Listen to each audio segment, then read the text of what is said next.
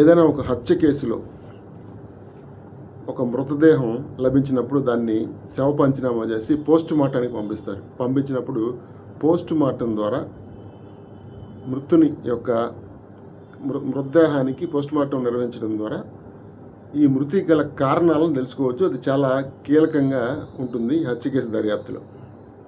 అట్లా కొన్ని సందర్భాల్లో మృతదేహం నాశనం చేయబడి ఉండొచ్చు, లేదా ఆచూకీ లభ్యం కలగకపోవచ్చు.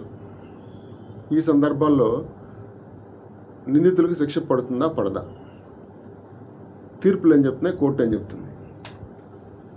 ఒక లీగల్ మ్యాగజైన్ ఉంది. దాంట్లో ప్రకారం ఏంటంటే కార్పస్ డిలిక్టై అనే ఒక లీగల్ మ్యాగజైన్ ఉంది.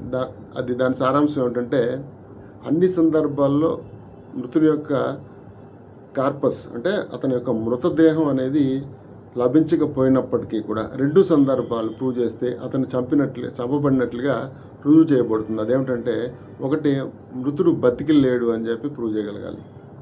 అలాగే మృతుడిని ఎవరో ఒక క్రిమినల్ చర్య ద్వారా చంపబడినట్లుగా రుజువు చేయగలగాలి. ఈ రెండు సందర్భాల్లో మృతదేహం లభించినప్పటికీ కూడా నిందితులందరికీ శిక్ష పడుతుంది. అట్లాగే ఈ సందర్భాల్లో సైన్ క్వానన్ అనే ఒక